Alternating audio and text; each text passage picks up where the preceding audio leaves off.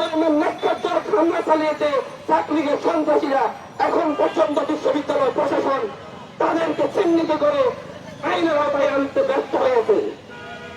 বিশ্ববিদ্যালয় প্রশাসনকে বলবে, আপনার ক্যাম্পাসে, আমাদের এই ক্যাম্পাসে, নিরাপদ ক্যাম্পাসে সন্ত্রাসীরা আমাদের উপর হামলা করেছে। তৎকালীন ডিসি, প্রক্টর, সরকারি প্রক্টর সহ যতজন ছিল প্রত্যেকে এই হামলার জন্য দায়ী। তৎকালীন ডিসি, প্রক্টর, সরকারি প্রক্টর সহ প্রত্যেককে বিচারের আওতায় আনতে হবে।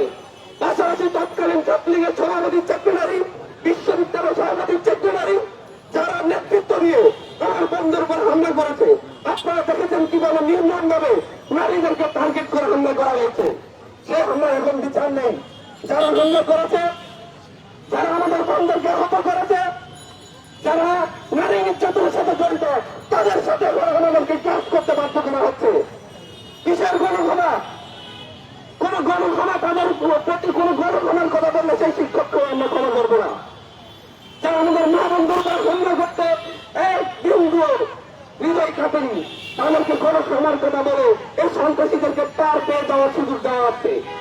বাংলাদেশের ইতিহাসে বিপ্লবে এত সংখ্যক নারীদের, বাংলাদেশের ইতিহাসে এত সংখ্যক নারীদের অংশগ্রহণ আর ছিল না। নারীরা, আমাদের বোনেরা, আমাদের মেয়েরা তারা এক ইতিহাস রচিত করেছে। 24-এর গণঅভ্যুত্থানের পাট মেরেছিল আমাদের মা বোনেরা, আমাদের নারী শিক্ষার্থীরা।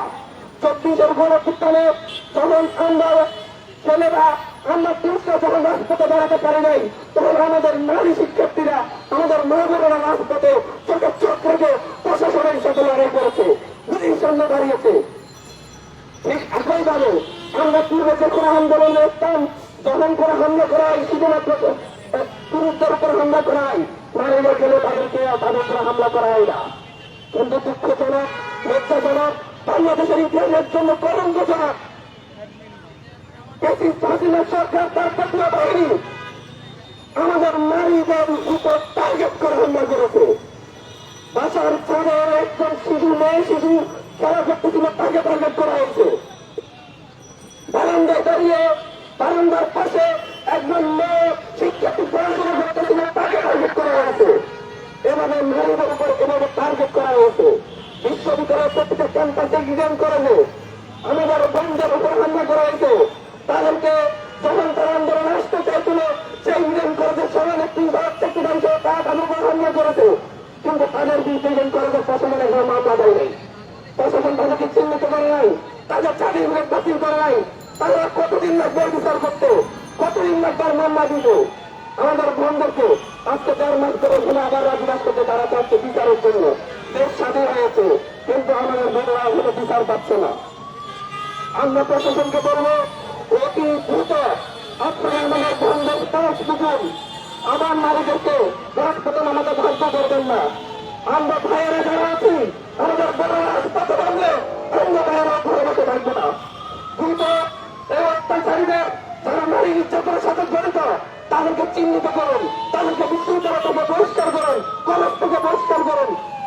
গত 16 বছর যাবৎ চাকরি যেভাবে নারীদের উপর নির্যাতন করতে, তাদের প্রত্যেকের চাকরিগুলো বাতিল করতে হবে।